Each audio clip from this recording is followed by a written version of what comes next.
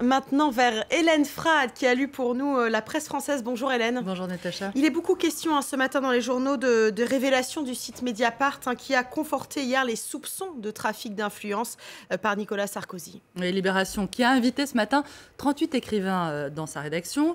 Salon du livre oblige, évoque à la une le mauvais roman des écoutes, une affaire qui met à nu un système de corruption des juges, je cite.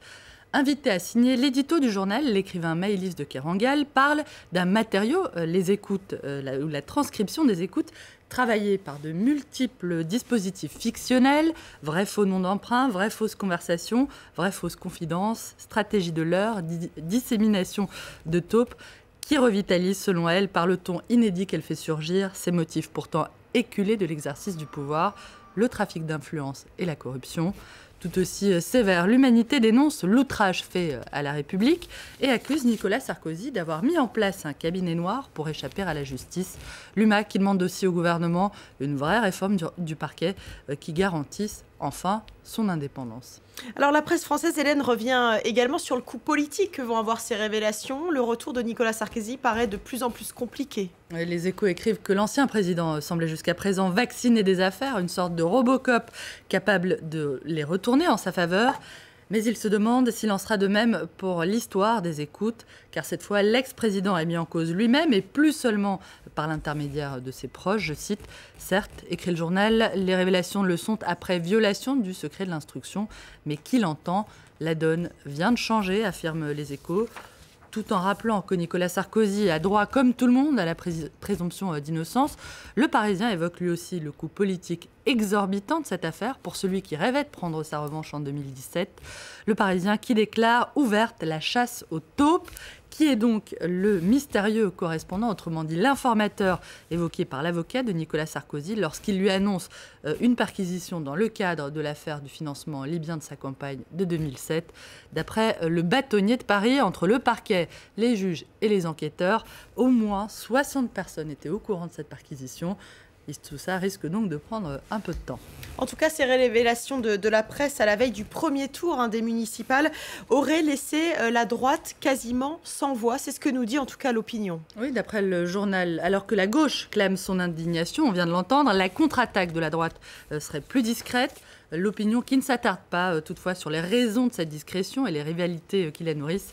L'opinion qui s'inquiète surtout de voir le principe de justice remplacé par le principe de soupçon, un phénomène perçu comme une dérive grave pour la démocratie, je cite. Et comme on n'est jamais servi aussi bien que par soi-même, sans doute, la riposte la plus claire est venue de Thierry Herzog lui-même, rapporte Le Figaro. L'avocat de Nicolas Sarkozy dénonce une volonté de nuire à son honneur.